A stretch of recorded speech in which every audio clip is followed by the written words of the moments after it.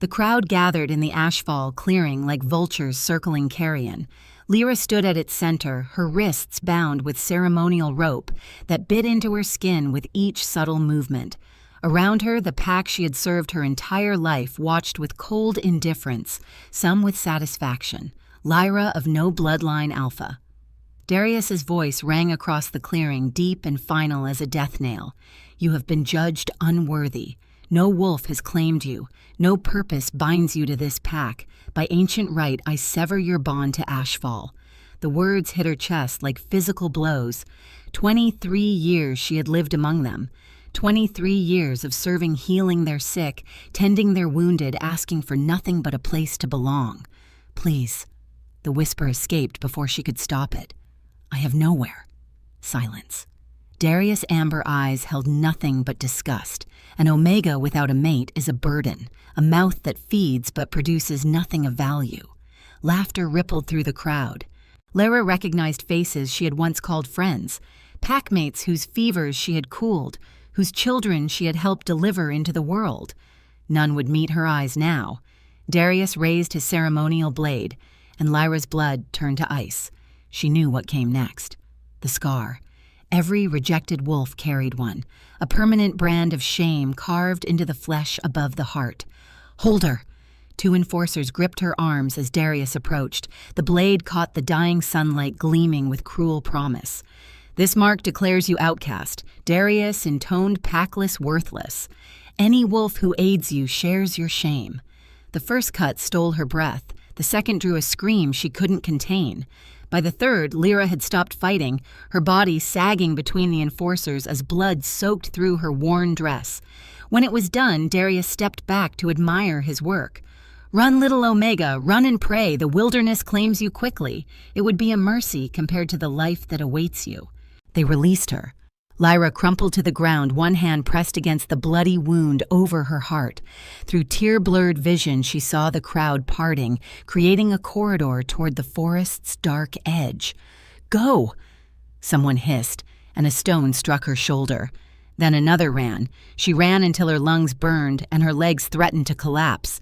She ran until the sounds of jeering faded into the whisper of wind through ancient pines. She ran until the familiar sense of Emberclaw territory gave way to something older, wilder, forbidden. The Dreadmere Reaches.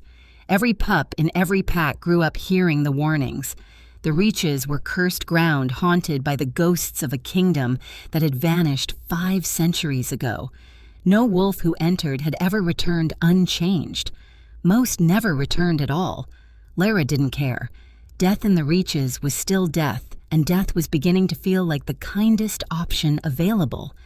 The forest grew denser as she stumbled forward. The canopy so thick that twilight seemed to fall hours early. Strange sounds echoed between the trees. Not animal, not wind, something else. Something that seemed to whisper her name. Lyra, she froze, heart hammering. Who's there? Lyra. This way. Madness, she told herself. Blood loss and exhaustion conjuring phantoms. But her feet moved anyway, drawn by something deeper than reason. The whisper wrapped around her like silk, pulling her through brambles and over moss-covered stones until she emerged into a clearing that stopped her breath. A stone structure rose from the earth, ancient beyond measure. It was neither building nor cave, but something in between, carved with symbols that seemed to shift and writhe in the fading light. At its center sat a raised platform, and upon that platform rested a great stone sarcophagus sealed with bands of metal that glowed faintly silver. The moon seal. Something inside her recognized the prison of the lost king. Lyra approached on trembling legs. The legend spoke of this place, spoke of an Alpha so powerful that the old gods themselves had feared him. They had sealed him away. The stories claimed locked him in deathless sleep until the one who could match his soul came to wake him. Countless wolves had tried over the centuries. Warriors, alphas, shamans with ancient power. The seal had rejected them all. Lyra reached the sarcophagus and stared down at the lid. The silver bands pulsed with soft light, humming with energy that made her teeth ache. Through a small window of crystal set into the stone, she could see a face. Her heart stopped. He was beautiful in the way that storms were beautiful, in the way that mountains were beautiful. Sharp features carved from pale marble, dark hair spread across the stone pillow, lips slightly parted as if frozen mid-breath. He looked young, perhaps 30 winters, but something about him whispered of ages beyond counting. "Who were you?" Lyra murmured, her fingers hovering over the crystal. The wound above her heart throbbed suddenly. Without thinking, she touched the bloody gash, and when her crimson-stained fingertips brushed the seal, a drop fell onto the ancient metal. The reaction was immediate. The silver bands flared with blinding light. The humming rose to a shriek. Lyra stumbled backward, shielding her eyes, as the ancient mechanism groaned and shifted for the first time in half a millennium. And then silence. When lowered her arm, the lid had moved just an inch, a gap barely wide enough to slip her fingers through, but it had moved. Her blood had moved it. Before she could think, before wisdom could override instinct, Lyra pressed her palms against the moon-sealed lid and pushed. The stone slid aside as if it weighed nothing at all, and beneath it, the lost king's eyes snapped open, blazing molten gold that locked onto her face with the intensity of a predator sighting prey. His lips moved. A single word emerged rough from centuries of silence, but unmistakable. Finally, couldn't move, couldn't breathe. Those burning eyes held her pinned more effectively than any chain, ancient and immediate all at once. The lost king sat up slowly, his movements stiff but deliberate. Dust cascaded from his shoulders from the dark leather armor that still clung to his frame. He was massive, she realized now, even seated. He towered over her, broad across the chest and shoulders in a way that spoke of violence contained. "You." His voice was a rasp, cracked from disuse. He cleared his throat and tried again. "You opened it." Finally remembered how to move. She stumbled backward, nearly tripping over a root. "I didn't mean to. The blood. It was an accident." Something flickered across his face. Amusement, perhaps, or disbelief. An accident. He repeated the word like he was tasting it. 5 centuries I have waited for the one whose blood could break the seal. And she calls it an accident. 5 centuries. The number rang in Lyra's skull. The legends were true. This creature before her had been sleeping since before her grandmother's grandmother had drawn breath. "I should go." The words tumbled out. "I shouldn't be here. This place is forbidden." "Wait." The command resonated with power that pressed against her chest, that made her wolf her weak. Omega Wolf wanted drop to its knees in submission. But beneath the authority was something else, something almost like desperation. "Please," he added, and the words seemed to cost him. "Do not flee. Not yet." Lyra hesitated, every instinct screaming at her to run, but she had been running all day, and she was so very tired. "Who are you?" The lost king swung his legs over the edge of the sarcophagus, moving like a man testing limbs. He wasn't certain still functioned. "I am Kalin, once Alpha of the Moon Crest Kingdom." A bitter smile touched his lips. "Now it seems I am a relic." "Silver Veil fell," said softly. "Centuries ago. The histories say a great war. The histories lie." His amber gaze found hers again. "There was no war. There was betrayal. My own counsel, my own blood conspired with the shamans to seal me away. They feared what I was becoming, what I could do." He paused, studying her face with unnerving intensity. "But that is a tale for another moment. First tell me your name." "Lyra. Lyra." He spoke it slowly, reverently, as if committing it to memory. And why does Lyra wander the cursed reaches, alone bleeding from a wound that smells of pack justice? Her hand flew instinctively to her chest, to the cuts that still seeped beneath her ruined dress. She had forgotten somehow. The pain had faded to a dull throb beneath the weight of everything else. "I was cast out," she admitted, the shame burning fresh. "Rejected. I am Omega, and no wolf wanted to claim me. So they marked you." His voice had gone dangerously quiet. "They carved their cruelty into your skin and sent you to die. It is the old way, the law." Kalin rose to his full height, and Lyra's breath caught. He was taller than any alpha she had ever seen, his presence filling the ancient chamber like smoke filling a room. When he stepped toward her, she should have fled. Every rational thought demanded it. Instead, she stood frozen as he closed the distance between them. "May I see?" The question was soft at odds with the power radiating from his form. Lyra found herself nodding before she could think her fingers moving to pull aside the torn fabric of her collar. The wound was ugly, 3 jagged cuts forming the rune of rejection, still raw and weeping.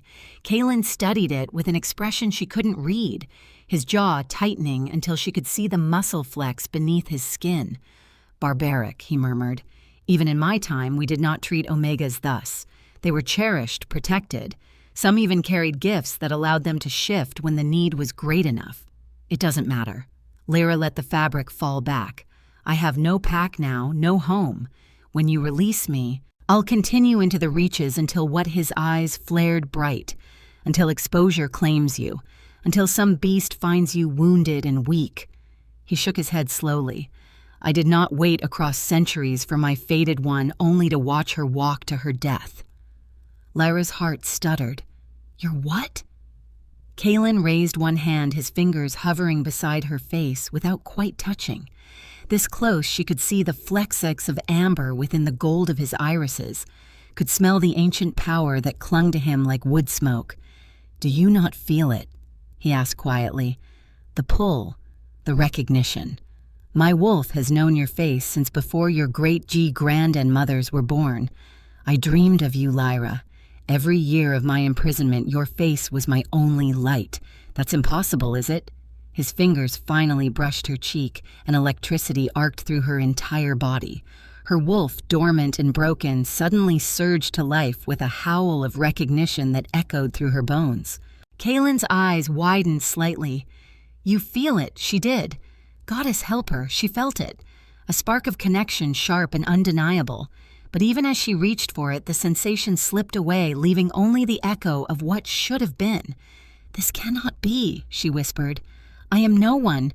I am less than no one, and you are yours." The word was fierce, absolute. "I am yours, Lyra, as you are mine." The seal could only be broken by my true mate's blood. The shamans thought they were condemning me to eternal sleep. His lips curved into something between a smile and a snarl. They never imagined she would actually come. Before could respond, Kaelin's eyes rolled back and his great body swayed. She caught him instinctively staggering under his weight as centuries of frozen sleep finally claimed their toll. Kaelin. Kaelin. He was unconscious, his breath shallow and his skin ice-cold beneath her palms.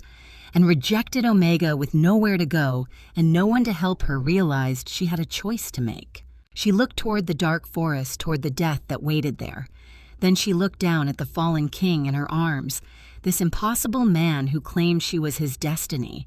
"Foolish," she muttered to herself as she began to drag him toward the shelter of the stone chamber. "This is foolish and hopeless and probably a fever dream." But she didn't stop. She couldn't. Something inside her wouldn't let him go. The night passed in fitful intervals of consciousness. Lyra worked by the thin moonlight that filtered through cracks in the ancient stone, using what little knowledge she possessed to tend to Kaelin's strange condition. He wasn't injured, not exactly, but centuries of magical sleep had left his body struggling to remember how to function. His heartbeat was erratic, his temperature swinging between burning fever and deathly chill. Twice she thought she had lost him. Twice his chest rose again with shuddering breath. "Stubborn king," she whispered, pressing a damp cloth to his forehead. "Too stubborn to die properly, aren't you?" His lips twitched, and for a moment she could have sworn he was smiling. By dawn, his condition had stabilized. Lyra sat with her back against the sarcophagus, exhausted beyond measure, but unwilling to sleep. Her own wound throbbed with each heartbeat, the rejection mark burning as if freshly carved. "My fated one," he had called her, "my true mate." The words echoed through her mind, impossible to believe, but equally impossible to forget. She had felt something when he touched her, a flash of connection, bright and fierce. But it had faded so quickly, leaving her wondering if she had imagined it entirely. "You're staring." Lyra jumped. Kaylin's eyes were open clearer now than they had been before. The gold had softened to warm amber, though no less intense. "I was watching for signs of distress," she said quickly. "You were quite ill, and you tended me through the night. It wasn't a question." He turned his head slowly, taking in the makeshift camp she had created, the torn strips of her underskirt she had used to pillow his head. "Why, I don't know."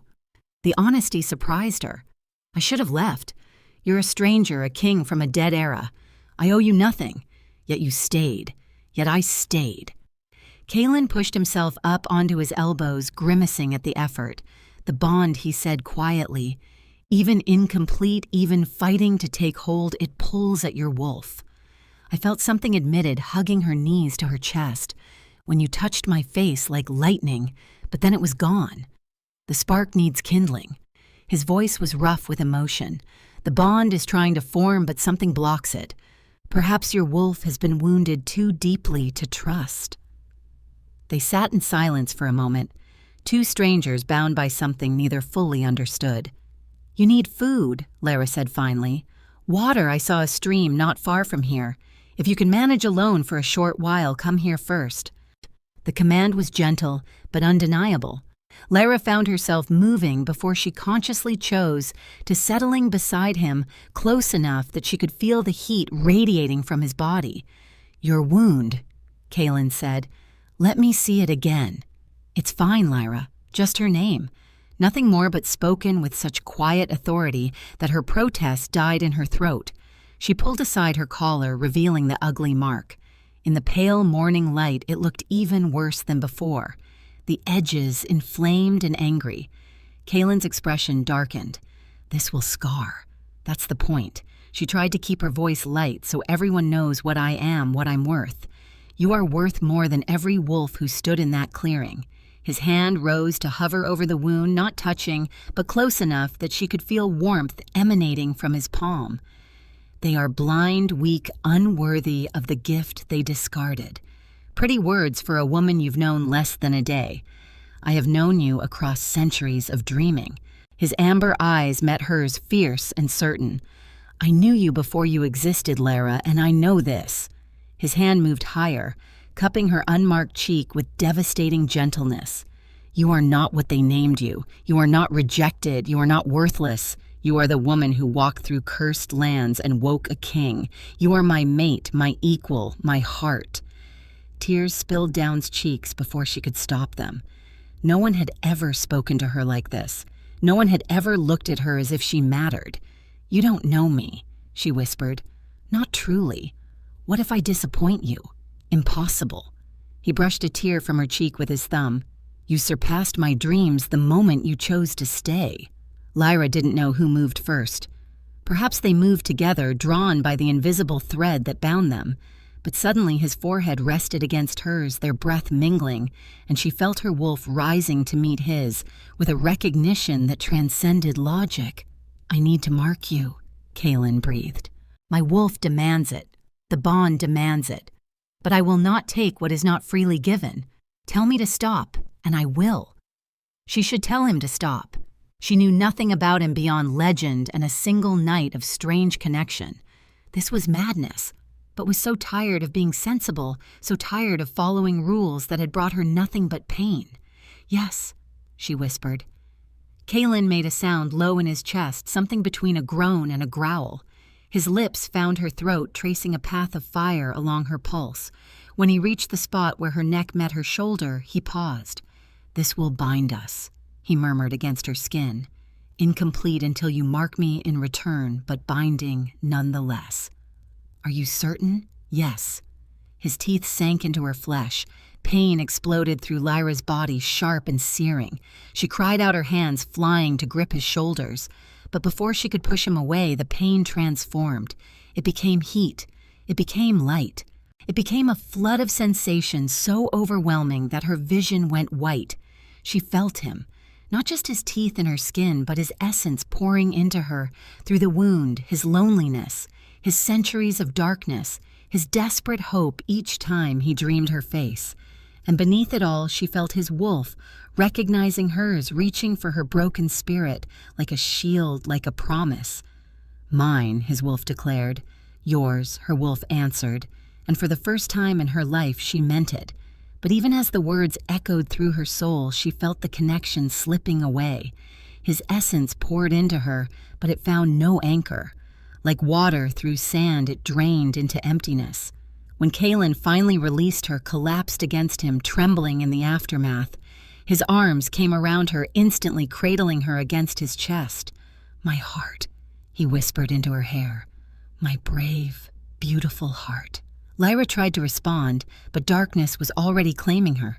The wound on her neck pulsed with strange warmth, and she could feel something stirring inside her, something that should have been awakening, but instead remained frustratingly dormant. The last thing she heard before unconsciousness took her was Kaelin's voice, tight with sudden alarm. "Lyra, then nothing!" Lyra woke to the sound of her own screaming. Pain lanced through her body in waves, starting from the bite on her neck and radiating outward until every nerve felt like it was being stripped raw. She thrashed against the stone floor, her back arching, her fingers clawing at nothing. "Lyra, look at me." Kaelin's face swam into view above her, his eyes wide with fear. His hands gripped her shoulders, trying to hold her still, but her body refused to obey. "What's happening?" She gasped between spasms. "What did you do to me?" "The bond." His voice was ragged. "Your body is trying to accept it, but something is fighting back. Something inside you." Another wave of agony crashed through her. Through the haze of pain, she felt something stirring deep within her chest. Not the bond, something older, something she had buried so deep she had almost forgotten it existed. No, she thought desperately. Not that anything but that. But the power didn't care about her fear. It rose like a tide, responding to the threat against her body. Golden light began to seep from her pores, soft at first, then blazing. Kaelin released her with a sharp intake of breath. What is this?" Lyra couldn't answer. The light was consuming her now, pouring from her hands, her eyes, the wound on her neck. But instead of completing the bond, it wrapped around the forming connection and pushed it away, protecting her from something her buried instincts perceived as invasion. "Stop," she begged silently. "Please stop. He'll see. He'll know." The light reached its crescendo, blinding in the dim chamber, and then it collapsed inward. Lyra went limp, gasping for breath. The taste of copper on her tongue. Silence filled the space between them. "You're a healer." Kaelin's voice was barely above a whisper. A true healer blessed by the old light. Lyra squeezed her eyes shut, waiting for the disgust, the fear. In the modern packs, wolves with the old gifts were considered abominations. Darius had suspected once. It was part of why he had hated her so thoroughly. "Look at me." She couldn't. Wouldn't all his hand cupped her cheek, gentle despite the command in his tone. "Look at me." She opened her eyes to find him staring at her with something that looked terrifyingly like wonder. "In my time," he said slowly, "healers were sacred, protected above all others. They were the bridge between wolves and the divine." His thumb traced her cheekbone. "You carry the rarest gift our kind has ever known, and they cast you out for it. They don't know." Her voice cracked. "I've hidden it since I was a child. My mother warned me before she died. She said, 'The new packs fear what they don't understand.' So I learned to suppress it, to keep it buried so deep that even I forgot its true strength." Understanding dawned in Kaelin's expression. "That's why the bond won't complete. Your gift is so deeply hidden that it's blocking the connection, protecting you from something it doesn't recognize as safe. Then they are fools for driving you to such lengths." Kaelin's expression hardened. "And I will make them regret every moment of pain they caused you." Before could argue, a sound from outside the chamber made them both freeze. Footsteps, multiple sets moving through the forest with the quiet efficiency of trained hunters. "Someone's coming," Ara breathed. Kaelin was on his feet instantly, his body shifting into a protective stance between her and the entrance. "Stay behind me," he commanded. "You're barely recovered. You can't fight. Watch me." The footsteps stopped just outside. Lyra's heart hammered as shadows fell across the chamber's entrance. Then a voice called out achingly familiar and filled with vicious satisfaction. Well, well, the little reject survived after all. Darius. He stepped into the chamber flanked by 6 of his strongest enforcers, his amber eyes taking in the scene with cold calculation. When his gaze landed on Kaelin, something flickered across his face. Recognition fear, and then carefully masked greed. And she found the lost king. Darius smiled, showing too many teeth. How fortunate. The council will be very interested to hear about this. The enforcers fanned out, surrounding them in a half-circle that left no avenue for escape. Lyra's mind raced. The council, she had heard whispers of them, the secret rulers who controlled all the pacts from the shadows. If Darius reported Kaelin's awakening to them, "You followed me," she said, stalling for time. "Into the reaches you risked cursed ground just to make sure I died. Don't flatter yourself." Darius's eyes never left Kaelin. "We've had scouts watching this place for generations. Imagine my surprise when the seals began to glow last night." He studied Kaelin like a merchant appraising goods. "The council has been trying to open that sarcophagus for 300 years, and a worthless Omega succeeds, where our greatest shamans failed. She is not worthless." Kaelin's voice was quiet, but it filled the chamber like thunder. "She is my mate, my queen, and you will address her with respect."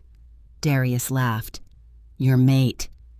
You've been asleep for 5 centuries. You have no idea what she is. The only mistake Kaelin said was yours, marking her, casting her out, driving her to me." Something shifted in the air. Lyra felt it before she saw it. The temperature dropping, the shadows deepening. Kaelin's eyes began to glow brighter, and when he spoke again, his voice carried harmonics that weren't entirely human. "I remember your bloodline, Darius of Emberclaw. Your ancestors served mine. They knelt before my throne and swore oaths of eternal loyalty." He smiled, and it was terrifying. "Shall I remind you what happens to oathbreakers?" Genuine fear crossed Darius's face. He took an involuntary step backward before catching himself. "Seize them," he barked at his enforcers, both of them. "The council will decide." Kaelin moved. One moment he stood beside Lyra. The next he was among the enforcers like a wolf among sheep. Within seconds, 4 enforcers lay groaning on the ground, and the remaining 2 had fled into the forest. Darius stood alone, his face pale. "Impossible," he whispered. "You should be weak. The sleep should have what." Kaelin advanced slowly. "Diminished me." He stopped inches from Darius's face. "I am Kaelin of Mooncrest, Alpha of the First Blood. And you—" He gripped Darius's throat, lifting him effortlessly off the ground. "You hurt what is mine, Kaelin." Lyra's voice cut through the violence. "Don't." He turned to look at her, surprise flickering through the predatory focus. "He deserves death," Kaelin said, "for what he did to you." Maybe moved closer, her hand finding his arm. "But if you kill him, the council will hunt us both. We need to disappear, not start a war." For a long moment, Kaelin didn't move. The struggle was visible on his face, vengeance wearing with reason. Finally, with a sound of pure frustration, he dropped Darius to the ground. "Run back to your masters," he snarled. "Tell them the lost king has risen, and tell them this: Lyra is mine. If anyone touches her again, I will end their bloodline so thoroughly that even the histories will forget they existed." Darius scrambled to his feet and fled without looking back. Kaelin turned to Lyra, his expression softening instantly. "We need to move. He'll return with reinforcements. Where can we go? There is a place." He took her hand, his grip warm and certain. "An old sanctuary hidden from the world since before my imprisonment. If it still stands, we'll be safe there." "I'm scared," she admitted quietly. Kaelin lifted her hand to his lips, pressing a kiss to her knuckles. "So am I. But I would rather face fear with you than face eternity without you." They ran together into the forest, leaving the past behind. But as the trees closed around them, Lyra couldn't shake the feeling that something was wrong. The bite on her neck had begun to pulse again, not with pain, but with a strange, hollow ache. And deep inside her chest, where the bond should have been taking root, she felt only emptiness. 3 weeks. 3 weeks of running, of hiding, of sleeping in caves and abandoned ruins, while Darius's hunters combed the wilderness for them. 3 weeks of Kaelin teaching her the old paths through the reaches, the secret ways that had been forgotten by the modern packs. 3 weeks of the ache in her chest growing worse. Lyra hid it as best she could. She smiled when Kaelin looked at her with those warm eyes full of hope. She laughed at his wonder over simple things. Fire strikers preserved foods, the strange new words that had entered the common tongue during his long sleep. She let him hold her at night. His body curved protectively around hers, and pretended that his warmth was enough to fill the void inside her. But the dreams told a different story. Every night she found herself in a landscape of silver mist and endless winter.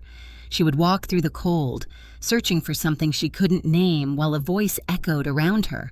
Incomplete, incomplete, incomplete. She would wake gasping, her hand pressed to the bite mark that had never fully healed, and find Kaelin watching her with growing concern. "The nightmares are getting worse," he said one morning as they sheltered in an ancient watchtower. "I feel your distress through the bond. Your fear, it's nothing." The lie tasted bitter on her tongue. "Just dreams." He caught her chin, gently forcing her to meet his eyes. "Do you think I cannot tell when you're hiding something from me?" She wanted to tell him, but how could she explain that his mark, his precious bond, was slowly killing her? Before she could decide, a sound from below made them both freeze. Voices, not the rough calls of Darius's hunters, but something more refined, more dangerous. "They've been spotted in this sector," someone said. "The council wants them alive, both of them." "The king especially," another voice replied. "They say his blood holds the key to something the ancestors hid away." Kaelin's expression went cold. "The right of dominion," he breathed. "They're trying to resurrect it." "What is that?" Lyra whispered. "A ritual from the old times. It allows one alpha to consume another's power." His jaw tightened. "It was forbidden even in my era. The cost was too high." What cost? The sacrifice of a bonded mate. His eyes met hers, and she saw the horror there. "They want my blood, all, but they need you to complete the ritual." A healer of the old light bonded to an alpha of the first blood. Together were the key to unlimited power. The void in chest pulsed with sudden vicious pain. She gasped, doubling over, and Kaelin caught her instantly. "What is it? What's wrong?" "The bond," she finally admitted, the words torn from her against her will. "Something's wrong with it. Ever since you marked me, I felt empty, like there's a hole where the connection should be." Kaelin's face went pale. "That's impossible. I felt the bond form. I feel you right now. You feel me, but I can't feel you." Tears spilled down her cheeks. "Your mark is in my skin, but it's not reaching my soul. And every day the emptiness grows. Every day I feel myself fading." No, the word was fierce, desperate. "I didn't wait across centuries of darkness just to lose you." Kaelin pulled her against his chest, his arms tight around her as if he could physically hold her together. "The sanctuary. There are records there, ancient texts that predate even me. If an answer exists, we'll find it there." He pressed his lips to her forehead. "I will not let you die, Lyra. I refuse." Below them, the council's agents were moving closer. "Can we escape?" Lyra asked. "Not both of us. I'm too weak from the incomplete bond." He gripped her shoulders. "You have to go alone. Follow the northern ridge until you reach a waterfall that flows upward. Behind it is the entrance to the sanctuary. I won't leave you. You must." His eyes blazed with intensity. "If they capture me, I can survive. But you," his voice cracked, "you're dying. The sanctuary is your only chance. Kaelin, go." He kissed her hard and desperate, and full of everything they hadn't had time to say. "Find the cure. Come back to me." Kaelin shoved her toward the hidden passage behind the watchtower's hearth, his body already turning to face the door. "I love you," Larara whispered. "I know." His smile was sad and fierce all at once. "I've loved you across lifetimes. A few more weeks won't break me." The door burst open. Lyra ran. Behind her, she heard the sounds of combat. heard Kaelin's roar as he bought her precious seconds. She ran until her lungs burned and her legs screamed for mercy. And inside her chest, the void grew larger, hungrier, colder. Incomplete, the voice whispered in her mind. Incomplete and running out of time, the waterfall flowed upward. Lyra stood before it 3 days later, gasping for breath, her body trembling with exhaustion and the ever-present cold that had settled into her bones. She was dying. She could feel it now with crystalline clarity. Her gift, the power that had always hummed beneath her skin, was flickering like a candle in a storm. Soon it would go out entirely, and she would follow, but not yet. Not until she found answers. Lyra stepped through the impossible waterfall and emerged into a cavern of breathtaking beauty. Crystals lined the walls, pulsing with soft blue light. Ancient carvings covered every surface, depicting wolves and moons and figures that seemed to blur between human and beast. At the cavern's heart stood an altar, and upon that altar rested a tome bound in silver leather, the Chronicle of Bonds. A voice whispered in her mind, "You have come at last, child of light." Lyra approached on unsteady legs, her fingers trembling as she opened the ancient book. The pages were filled with script she shouldn't have been able to read, yet the words flowed into her mind as easily as water. She read of the first wolves blessed by the moon goddess herself.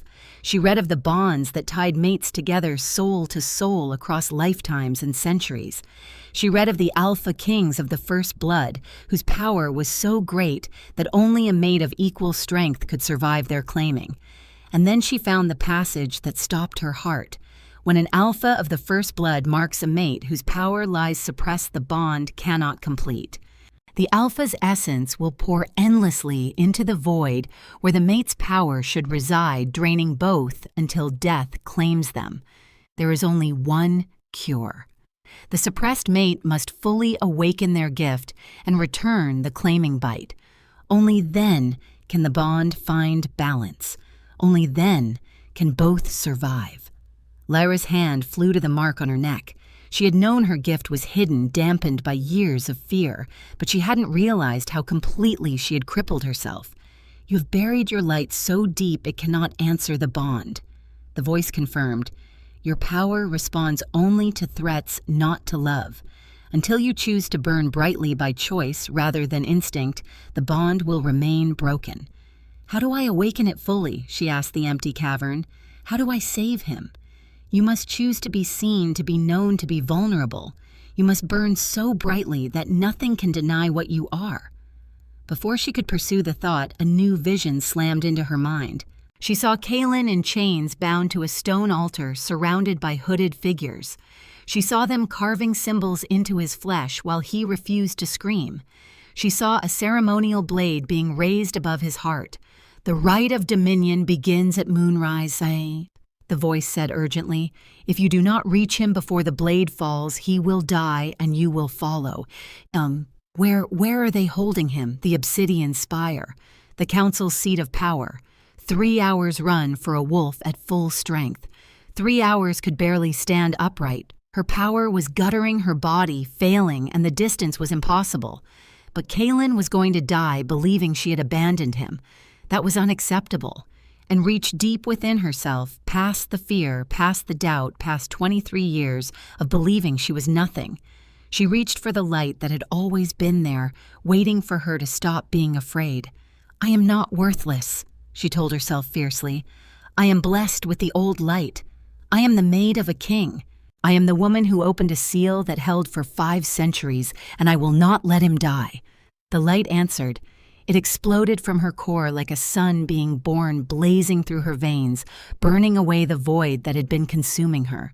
The pain was extraordinary, every cell in her body screaming as suppressed power finally fully awakened. But beneath the pain was something else, strength, purpose, love so fierce it could move mountains. When Lyra opened her eyes, they blazed pure gold. She ran. The obsidian spire rose from the earth like a blade of black glass, its peak scraping the belly of the blood-red moon as she crested the final ridge and saw the fortress below. Her heart plummeted. Hundreds of wolves surrounded the spire council enforcers in ceremonial armor. The main gate stood open, revealing a courtyard filled with hooded figures arranged in concentric circles around a raised platform. And on that platform, Kaelin knelt in chains. Even from this distance, Lyra could see the silver burns on his wrists where the restraints touched his skin, could see the blood dripping from dozens of ritual cuts carved into his chest, could see the way he held his head high, despite everything refusing to show weakness before his enemies. A figure in elaborate robes stood before him, holding a curved blade that gleamed with dark enchantment. Kaelin of Mooncrest, the figure intoned, "You have been judged by the Council of Pax. Your bloodline is too dangerous to persist. Your power will be harvested for the good of all wolf kind." "The good of your own ambition, you mean?" Kaelin's voice was rough but defiant. "My ancestors would weep to see what the Pax have become. Your ancestors are dust." The robed figure raised the blade.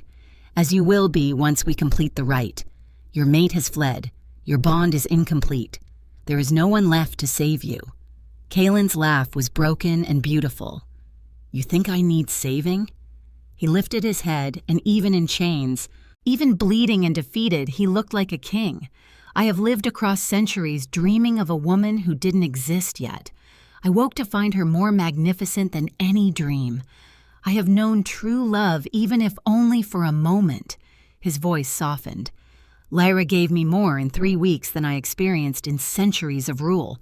If I die tonight, I die grateful. I die complete." "No."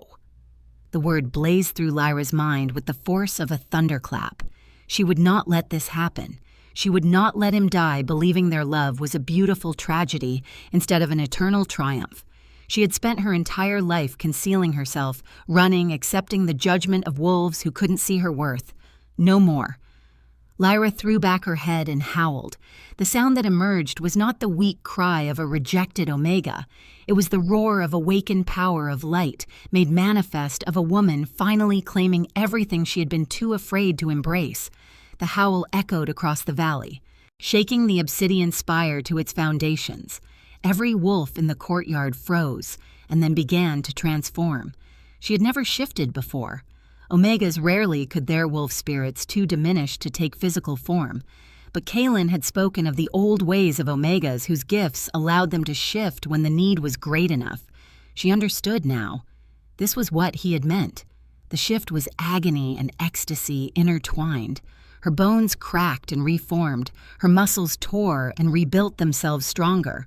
Fur the color of moonlight erupted across her skin, and when the transformation completed, a wolf of pure silver stood where Lyra had been. She was magnificent. She was terrifying. She was coming for her mate. Lyra la la la la la la la la la la la la la la la la la la launched herself. La la la la la la la la launched herself down the ridge. A streak of silver lightning cutting through the darkness. The enforcers who tried to stop her were thrown aside like leaves in a hurricane. Her newly awakened power blazed around her and wolves scattered before her advance. Impossible. The robed figure screamed. "She's an Omega. She can't." But Lyra wasn't listening. She had eyes only for Kaelin, who stared at her approaching form with an expression of stunned wonder. She leaped. The distance was impossible. The height was absurd. But love doesn't care about physics. And soared through the air like she had wings. She landed on the platform in a shower of golden sparks, her massive silver form placing itself between Kaelin and the ceremonial blade. "Mine," she growled, and the word carried power that made the platform crack beneath her paws. The robed figure stumbled backward. "Kill her. Kill them both." Enforcers surged forward but was already moving. She shifted back to human form in the space between heartbeats, her hands finding Kaelin's face, her eyes meeting his. "You came." He whispered, tears cutting tracks through the blood on his cheeks. "I stopped being afraid." She pressed her forehead to his. "I chose to be seen, and I am never letting you go again." "The bond," he gasped. "It's still incomplete. You'll die if no." Lyra smiled, and it was the most radiant thing he had ever seen. "I know what I have to do." She kissed him deep and fierce and full of centuries of waiting, 3 weeks of running, and a lifetime of finally understanding her own worth. And then she bit him. Her teeth found the place where his neck met his shoulder, the sacred spot that would complete what he had started. She bit down with supernatural strength, and as her teeth pierced his skin, the world exploded. The incomplete bond ignited like dry kindling touched by flame. She felt him flooding into her, his centuries of loneliness, his desperate hope each time he dreamed her face, his fierce and overwhelming love for the woman who had opened his prison, and he felt her in return. The years of rejection, the buried power the moment she had chosen courage over fear. Their souls crashed together and merged, two halves finally becoming whole. Light erupted from where their bodies connected, golden and silver intertwined so bright that every wolf in the courtyard was forced to look away. The chains binding Kaelin shattered. The ritual circle cracked and crumbled. When the light finally faded, Lyra and Kaelin stood in the center of the ruined platform, their arms wrapped around each other, their matching marks glowing softly in the moonlight. The bond was complete. My queen Kaelin breathed his eyes shining with tears and joy. My heart, my home, my king. Lyra answered, and the words felt like truth, like destiny around them. The remaining council members fled into the night, their schemes shattered.